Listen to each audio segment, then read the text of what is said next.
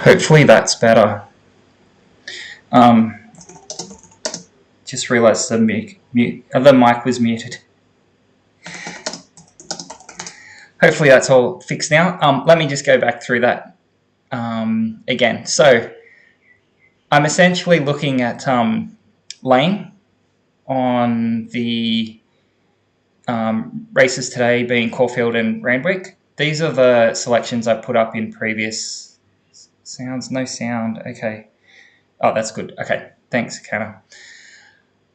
Okay, so now that you can hear me, I'm looking at Caulfield and Randwick today. There's a lot of races on today, but I've picked out a few selections here that are worth laying. So the bets that I do lay are essentially those that have no chance of winning, so the odds are going to be a lot longer. And you can see here I'm generally looking at horses that are above 50. And while I know that's not what most people are looking at, it's a very high strike rate, profitable way to be laying. Most people want to lay things down at favourites and not take much of a risk, but realistically, if you want a high strike rate, you're going to be laying up at the higher odds because you're looking for horses that can't win, and you want to make sure that the odds actually reflect the same analysis that you've done. So I'm going to go through the races that I looked at this morning. We'll start with Randwick being race 3. So I've got race 3, 4 and 7. So race 3, I'm essentially looking at horses 11 and 13 as possible lays. So just jumping into Randwick race 3. So I'm just on the tab site because tab's a fairly good place to get some free ratings and look at the odds that the horses might be. So if I rate this by their rating, you can see straight away that Commander Jack and Outback Crumpet, which is 13 and 15, are right down the bottom, and the horses which I was looking at were 13 and 15. So they've got pretty bad ratings. Under 50, anything under 80 is a fairly terrible rating. And the projected odds are, for fixed odds right now, 41. Now, we're not going to back it. We're going to be laying it, so we're essentially being the bookie in each of these cases. So let's have a bit of another look at another site. So I use Racing and Sports as well to have a fairly good look at the stats around the average dollars, the jockeys and the trainers. So looking at the horse's average career dollars to each start, you can see 13's right down here with only $3,000 per race won, and 15's a little bit higher at $5,000, $5,500 per race. This is, way past halfway in the field. 15's close to halfway, but still on the bottom half. And the top few are winning upwards of 7,000 plus per race. If we have a bit of a look at the jockeys that also go through those, we can see we've got two of the worst jockeys given prize money as the rating in the race. So they haven't thrown on a very highly rated jockey for this race. So you can assume that the other jockeys are likely going to have a chance to get on top. And if we look at the trainers on this one again, 13 and 15, bottom half of the field. I don't pay as much attention to the trainer stats, but still it's worth having a look in case there is a trainer that's putting in quite a few horses. Because then you've got stable tactics and things like that can happen. So you can see down here, they're pretty bad trainers. So if I go back to what we had in race 3, 11 and 13, I'm essentially looking to lay those up to $250. So I don't know what the price is going to be on Betfair at the moment for the starting price for those races, but I will lay, when it gets close to the race, up to $250, and I'll probably just put in a limit on the Betfair starting price just to go up to that limit. So yes, you're not going to make much on a $30 risk, but again, if you were laying $3,000, it makes a much more palatable profit. So if we jump into Randwick Race 4, jump across to that, and I was looking at number 15. So again, just following the same process pretty much for my manual bets. I'm going to sort by the Sky rating, jump down, have a look at probably the bottom half of the field, and there's obviously quite a few good horses in this because you've got quite a few up above the 90s. But the one that I'm looking at laying, and yes, it's 101 odds, is number 15. So it's out there on a wide barrier. It hasn't ran well. If we have a look, it's only won 3 times out of the 33 starts, and it has not won for 7-8 starts.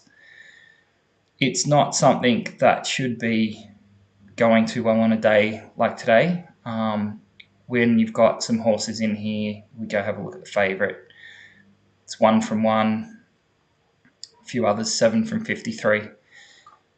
Yeah, that's why it's out at 101 to 1. So there's very little chance, like less than 1% chance that this horse is going to come in, which makes it a fairly good lay, providing we can have a look at the career stats and it looks okay. So if we jump across back to race 4 on Racing and Sports, going to have a quick look, jump across to the dollars, again looking at career starts and sorting it. You can see it's only averaging 4,500 per start. Every other horse is significantly higher than that, with obviously the favourite being up at 48,000 with a win. It's got very little chance. So if we have a bit of a look to see if they've put a good jockey on it, and again, the jockey's second half of the field is not very likely to be to make much of a difference. And if we look at the trainer's stats are fairly low as well. So this one I've gone out a lot longer. This one I will pretty much lay at any price. It'll probably get out 500 plus on Betfair. I'd be surprised if it's less than that. But if we go at 1,000, that just says take whatever odds I can get on Betfair. So yes, we won't make much on that, but it's an almost certainty that one's going to not run a place. And the last one at Randwick is Randwick Race 7. Let's have a quick look at what I had there. So again, sorting it, it's going to be number 14. Yep, number 14. Again, it's right at the bottom. This one has run a place in its last start. So I had to have a bit of a look at that, and it hasn't done too bad with 7 out of 36 wins to race starts. But I kind of had a look at this one and compared it to these ones up the top, which are the favourites. And we're talking, 2 out of 10, 2 out of 9, and a lot of prize money, right? That's 81,000, 73,000, and 81,000 out of about the 10 starts, whereas this one's only got 156,000. So if we jump across and also have a look at this one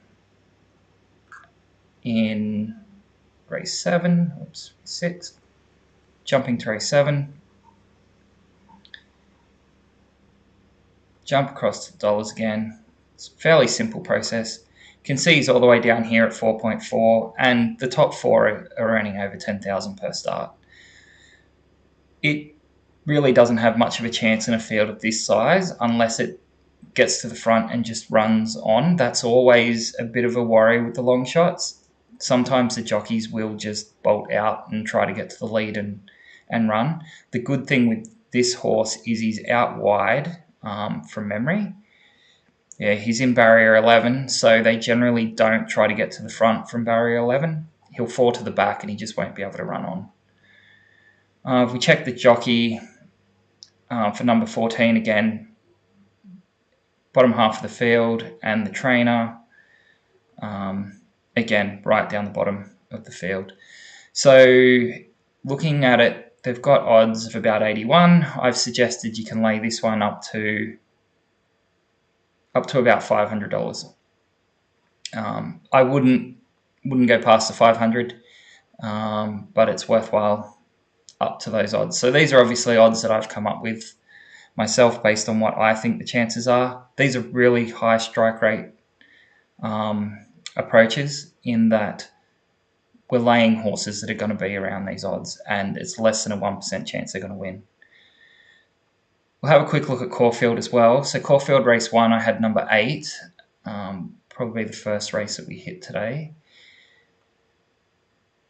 And again, you can see this has got quite a few horses up in the 80s to up to 100, and then there's a big gap down to the 69.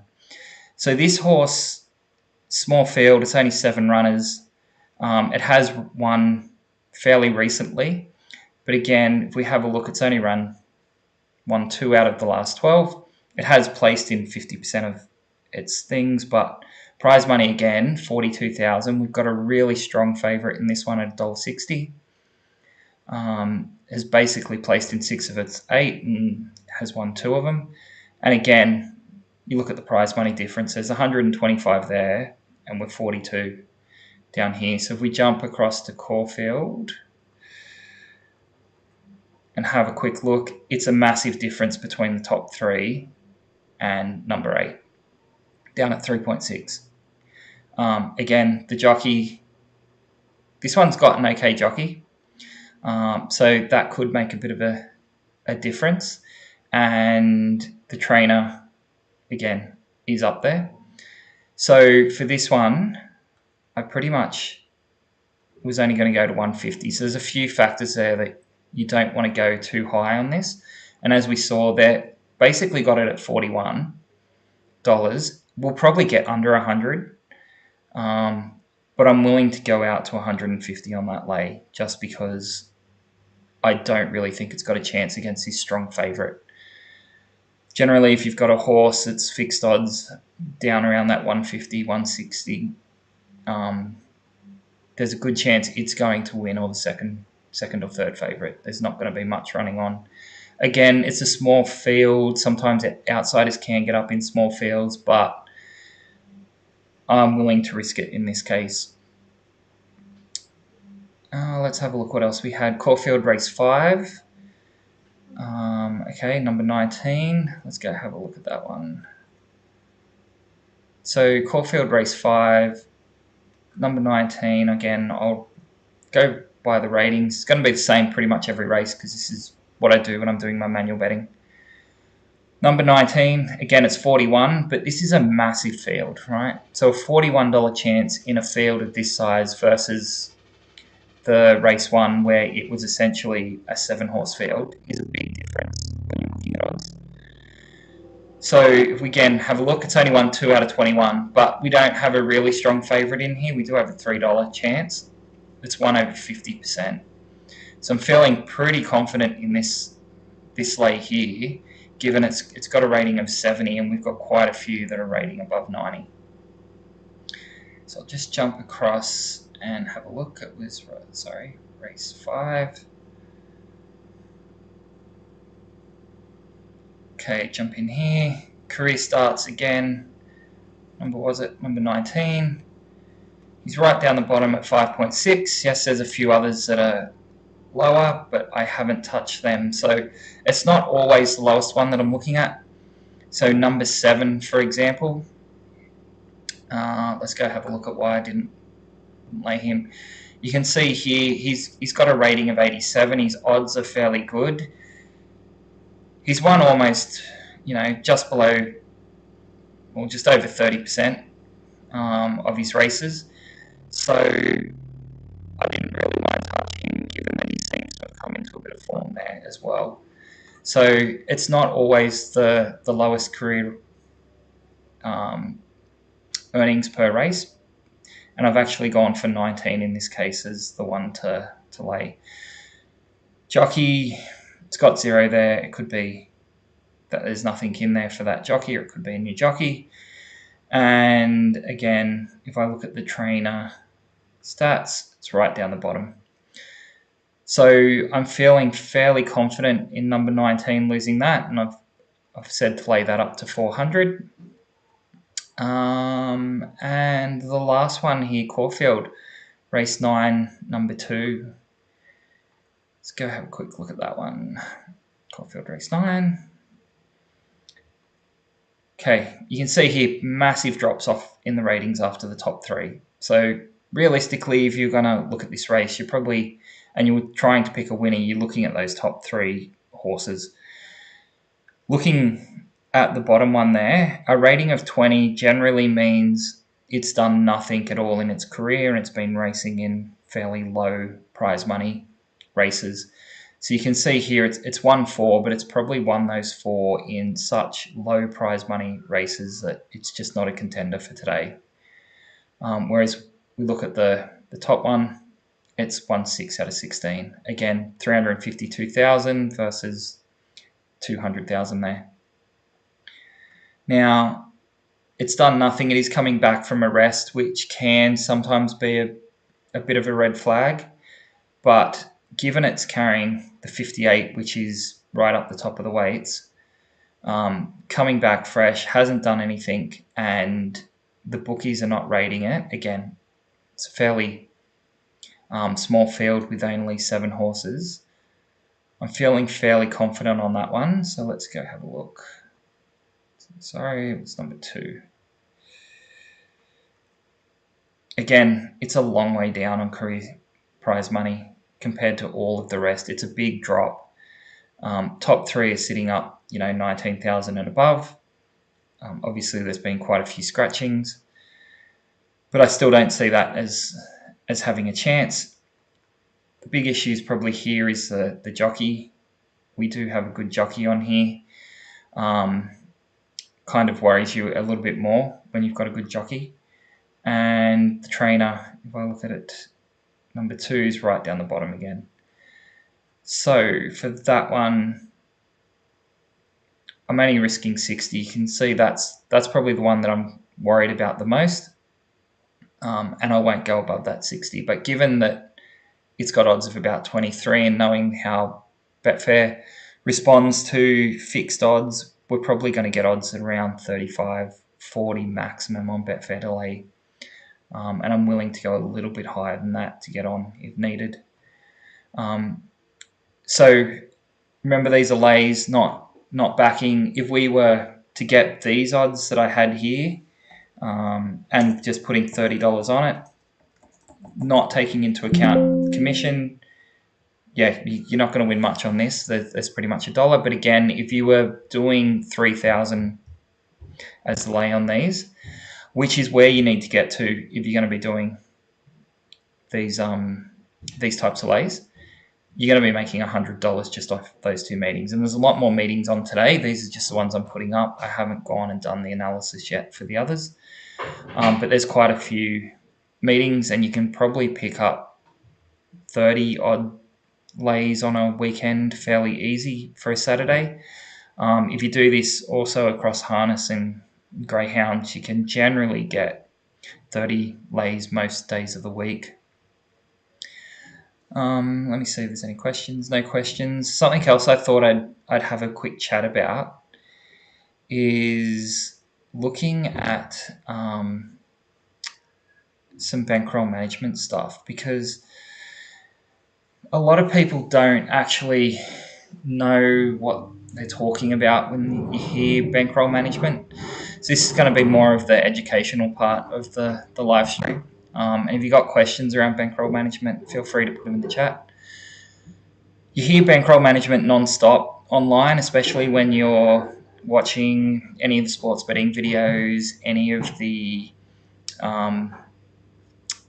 live streams that are out there. They're always talking bankroll management, and a lot of people don't really get into it from different perspectives. A lot of them just say you should bet 1%, 2%, 3%, or they'll say only bet what you can afford to lose, or don't do progressives, things like that. But there's a lot more when it actually comes to bankroll management. So I think it kind of comes down to where you are in your sports betting. So if you're starting,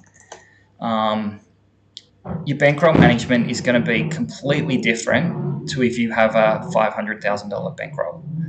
It's just not the same at all.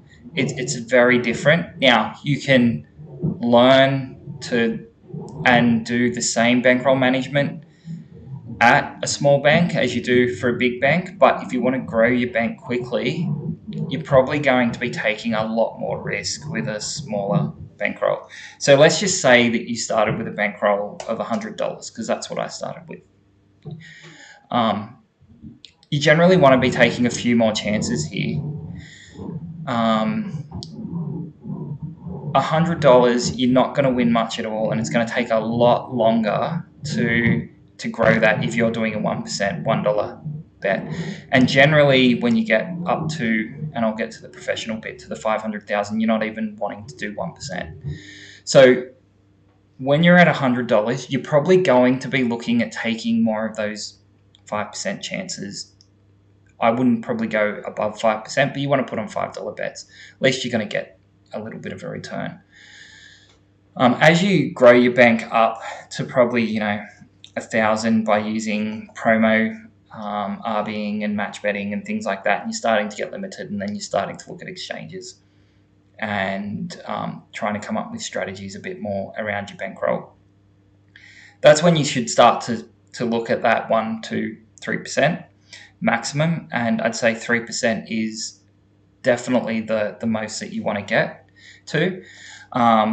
So that's kind of where you want to be, whereas back here I said up to 5%.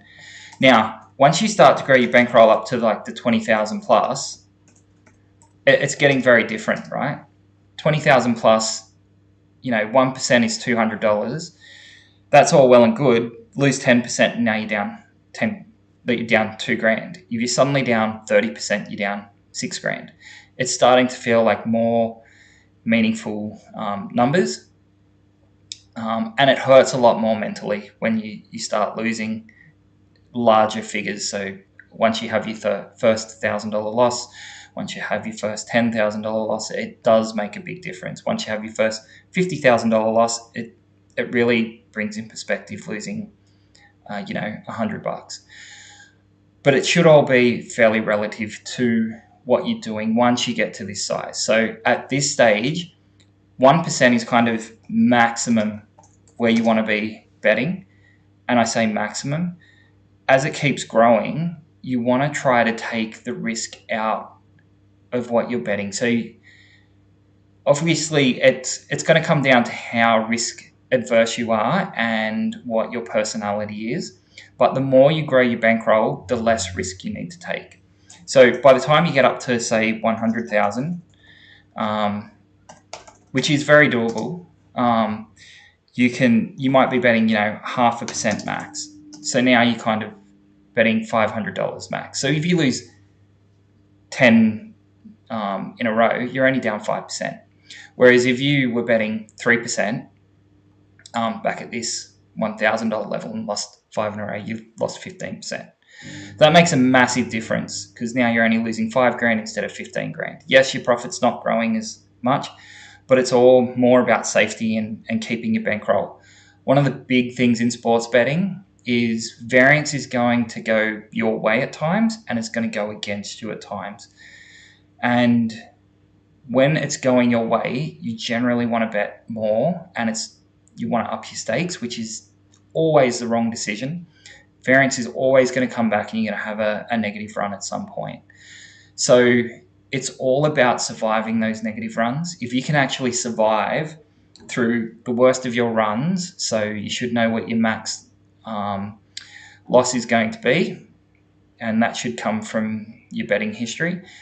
You should be looking to contain that to probably 20% maximum of your bankroll once you start getting to these big numbers. Now, saying that again, your bet sizes, even here at 0.5%, it comes down to what your strike rate is.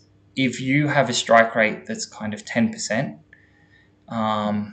because you're betting on long shots and you're looking to get the value on the long shots and only hit 1 out of 10 horses, then you're going to have to scale that back to 0.1% or even less.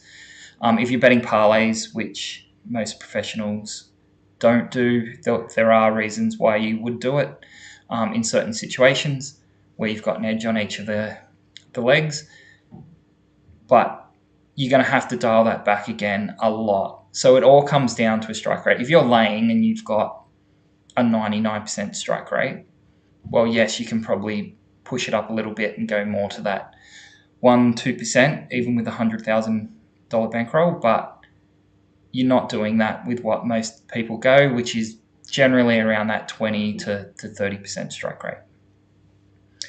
Okay, I saw a question come in from Mitchell, and he said, "Hey Paul, when back betting at BFSP for horse racing, how much do you think you can get on to win without impacting the BFSP price too much?"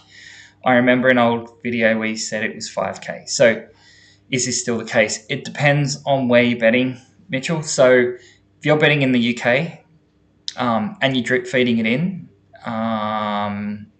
would you get it on at BFSP? You probably still would with 5K on some major meets. You'd probably even get 5K easily on some of the meetings today, the bigger meetings.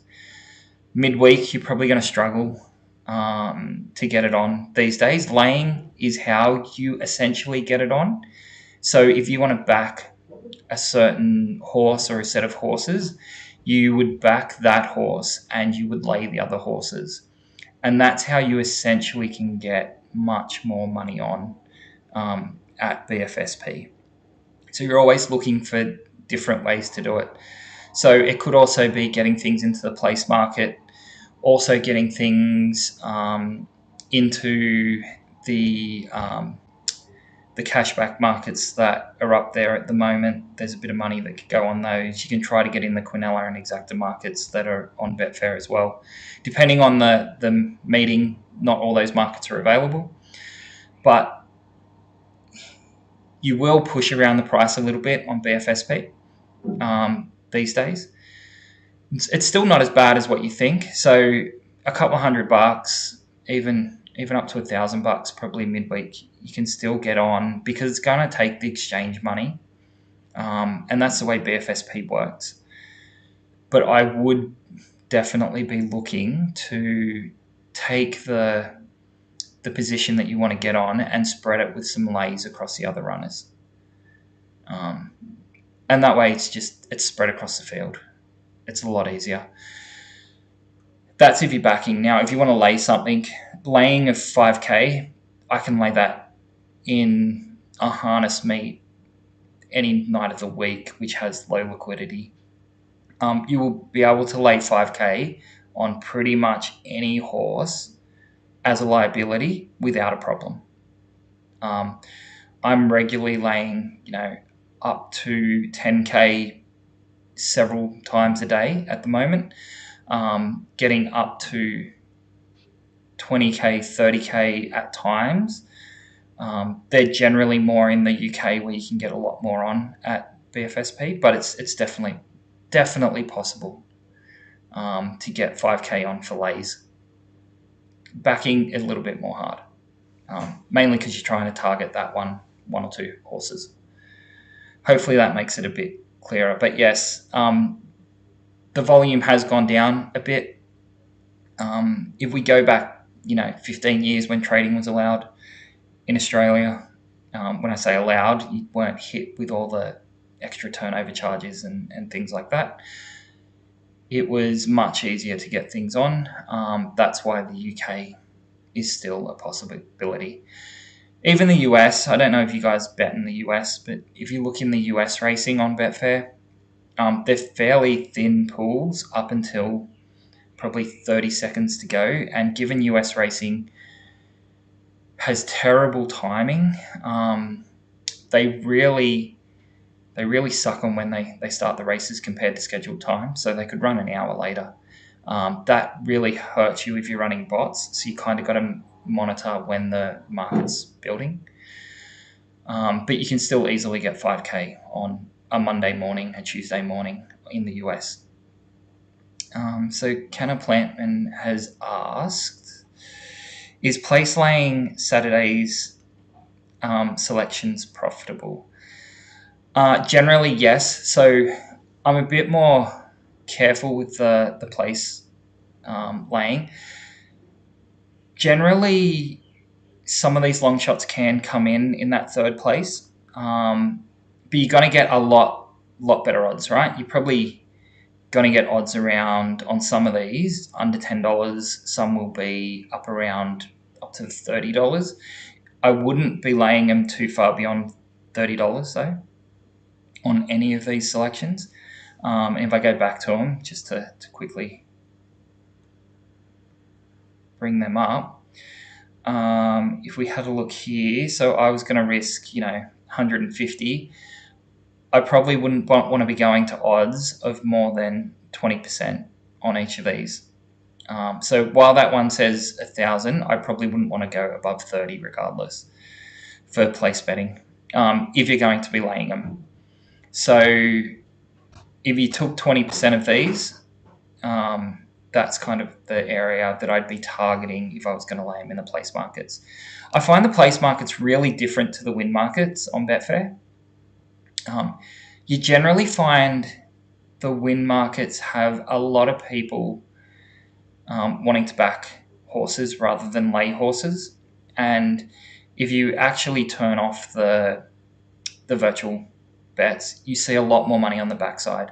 And the stuff that's showing up on the lay side is really just the virtual bets. There's not many people actually putting lay bets into those markets. There's a few, but it's not as many as you think. When you look at the place markets, there's a lot more people that are willing to actually lay.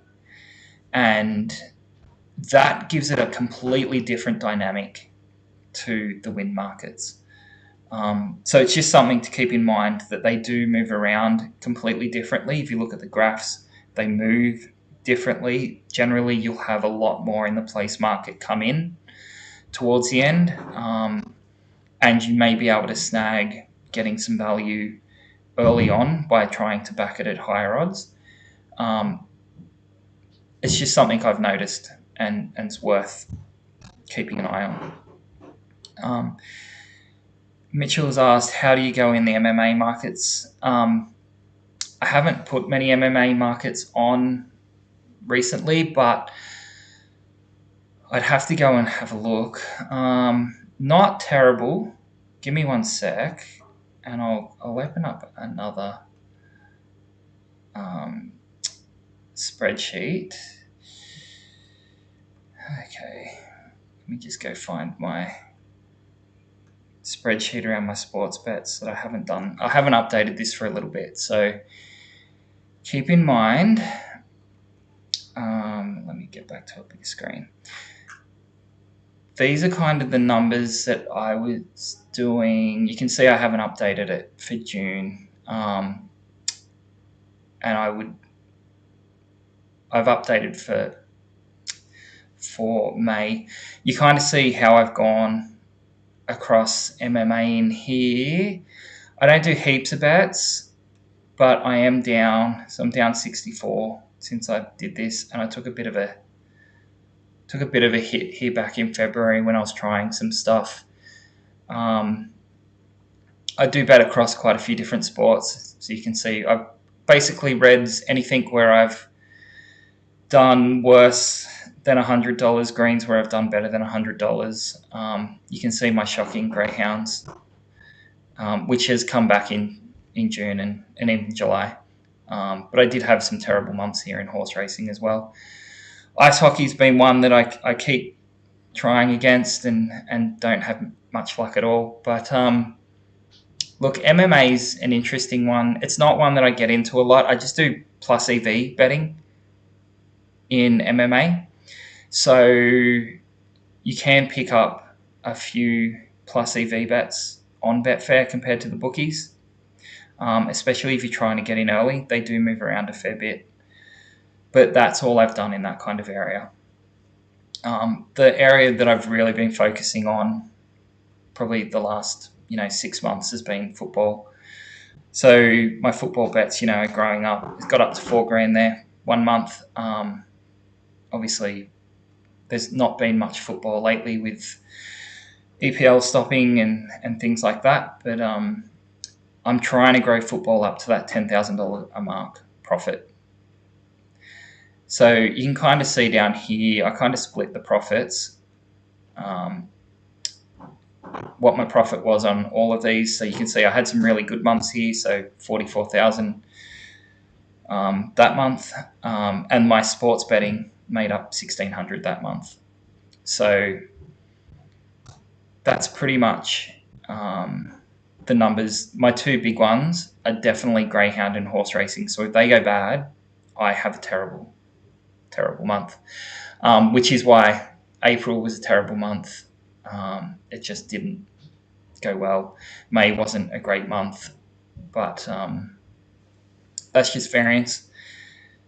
It happens, and then you just bounce back. So there's our challenge, which Gaz and me do each year, just trying to hit a number. We're definitely not going to hit the 360,000 that we were hoping to hit at the beginning of this year. Gaz hasn't had a great year. I haven't had a great year, but we should still be getting up around the 150 by the time spring racing comes in. So yeah, that's probably it. There's no more questions. Anyone wants to ask anything, but there's the lays that I'll have today. I might try to jump on again tomorrow to pick a couple of meetings and throw a few in here. I'll just throw up some live streams when I can. I will try to get these scheduled at a more regular time, but at the moment I'm just trying to learn the software, have a bit of a play,